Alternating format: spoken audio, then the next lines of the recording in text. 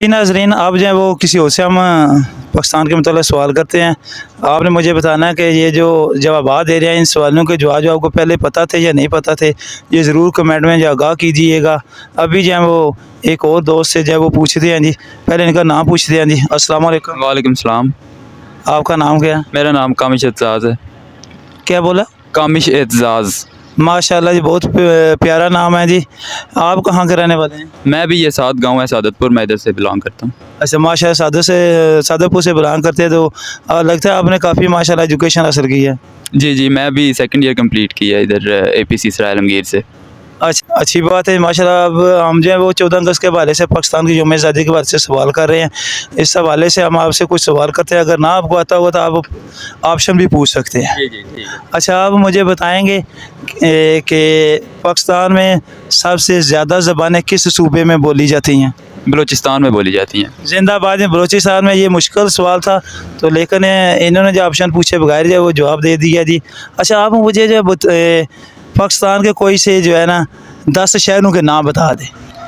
सराय आलमगीर, गुजरात, लाहौर, गुजरांवाला, उसके बाद सियालकोट हो गया, इस्लामाबाद हो गया, उसके बाद मरी हो गया, और कितने हो गए हैं ये 6 हो गया मेरे ख्याल में। 6 हो गए हैं। और उसके बाद आगे लाला मूसा हो गया, इधर से मंदरा हो गया, सुहावा हो गया, दीना हो गया, जेलम हो गया।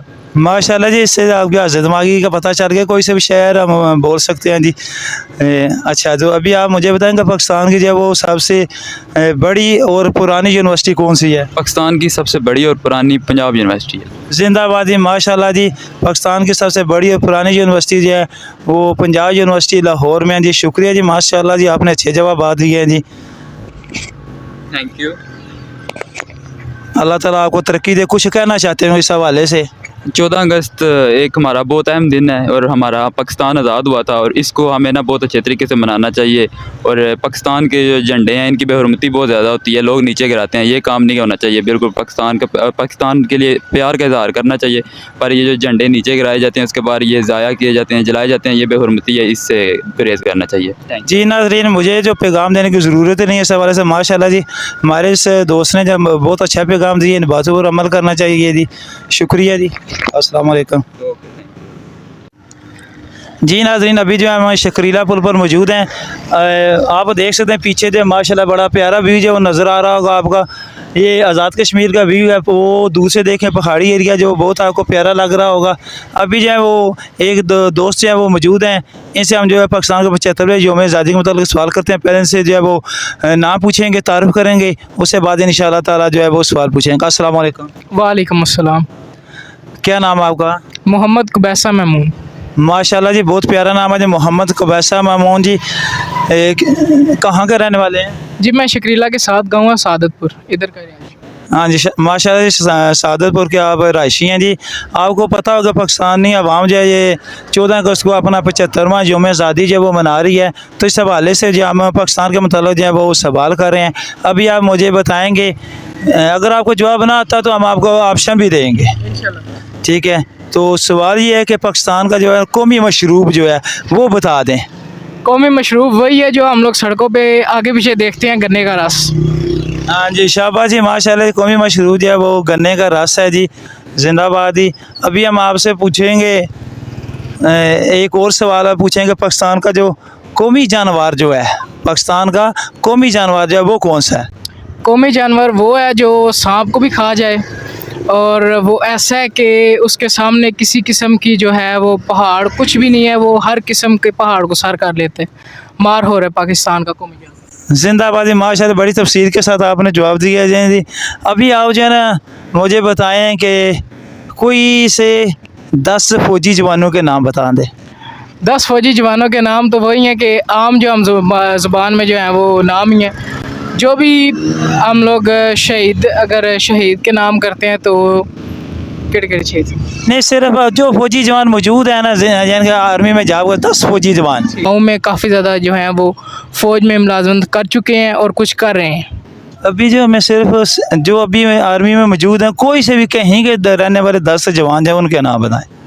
अभी जो मुलाजमत कर रहे हैं उनमें जो है हमारे पास अली भाई हैं, और उसके बाद अरसलान भाई हैं, और कैप्टन जो हैं यहाँ के हैं, उनका नाम है मुनीब, और उसके बाद जो हैं शाहिद साहब हैं यहाँ पर हमारे, और एक ताबिश है वो सराय आलमगीर का है। उसके बाद जो है हमारे पास जो एक नाम सराय के हैं वो भी, उनका नाम है नुमान, और उसके बाद कुछ आगे सराय से आगे कुछ गांव है वहाँ से हैं जो अभी मुलाजमत कर रहे हैं, मैं उनको जानता हूँ। उनमें से दोबारा एक नाम जो है अली हसन आ चुका है, और कुछ इसी तरह एक शाहजेब है, और कुछ एक दोस्त है उसका नाम तैमूर है। बस यही है जिनको मैं जानता। जिंदाबाद जी, माशाल्लाह आपने अच्छे जवाब दिए जी। अल्लाह ताला आपको कामयाब फरमाए। किस क्लास में आप? जी मैंने अभी 12वीं के इम्तिहान दिए हैं। चलें, अल्लाह ताला आपको कामयाब फरमाए जी। आप 14 अगस्त के बारे से कोई पैगाम देना चाहें लोगों को? बिल्कुल जी, जिस तरह हम लोग पहले जान चुके हैं कि प्राइम मिनिस्टर इमरान खान साहब ने एक स्कीम शुरू की थी सुनामी ट्री के नाम से, तो उसके अंदर हमें हिस्सा लेना चाहिए ताकि ये जो गर्मी है वो काफ़ी ज़्यादा कम हो सके। और दूसरा ये कि हम लोग जो फजूल रस्मात करते हैं अपने बाइक के साथ, और ये बाजे वगैरह जो ले लेते हैं उनसे हमें परहेज़ करना चाहिए, बल्कि उन्हीं पैसों से जो है हमें कुछ दरख्त ले लेने चाहिए और वो करना चाहिए। एक जुमला जो है आजकल बहुत ज़्यादा चला हुआ है कि पाँ की बजाय छाँ कीजिए, तो वही कीजिए। और इसके अलावा ये मुल्क बहुत ज़्यादा बंदों की शहादत और उनके खून से बना है, और हमें इसकी कदर करनी चाहिए। और ये देखना चाहिए कि हमारे मुल्क के अंदर जितने भी आजकल नौजवान हैं वो इस तरफ राग़िब हो चुके हैं कि मोबाइल और बाइक के अलावा उनको कोई और काम नहीं है। इनको अच्छे तरीके से इस्तेमाल करना चाहिए, अपनी फ़िज़िकल एक्टिविटीज़ की तरफ भी देखना चाहिए, और दूसरा ये कि अपने मुल्क के बारे में सोचना चाहिए, कुछ बड़ा सोचना चाहिए, कुछ बड़े ख़यालात रखने चाहिए जिससे हमारा मुल्क आगे जाए। जी शुक्रिया जी, जज़ाकल्लाह। माशाल्लाह आपने बड़ी तफसील के साथ जवाब भी दिए हैं और सुकून के साथ कॉन्फिडेंस के साथ दिए हैं जवाब, और आपने माशाल्लाह बहुत अच्छा पैगाम भी दिया है कि हमें जो है वो पाँ की बजाय छाँ करनी चाहिए जी। अच्छी बात है जी, ताकि जो गर्मी कम हो जी। ठीक है जी, शुक्रिया, जज़ाकल्लाह, अस्सलाम वालेकुम। बहुत शुक्रिया जनाब। जी नाज़रीन, शुक्रिया जी, जज़ाकल्लाह जी। आज की जो शिफ्ट या का जो हमारा इधर का सफ़र है वो अपने इख्तिताम को पहुंचता है। इंशाअल्लाह ताला फिर मिलेंगे किसी एक नई वीडियो के साथ इंशाअल्लाह ताला। वो भी इंशाअल्लाह ताला कोशिश करेंगे 14 अगस्त के हवाले से। तब तक दीजिए इजाज़त, अल्लाह हाफिज़, अस्सलामु अलैकुम। पाकिस्तान जिंदाबाद, पाक फौज जिंदाबाद।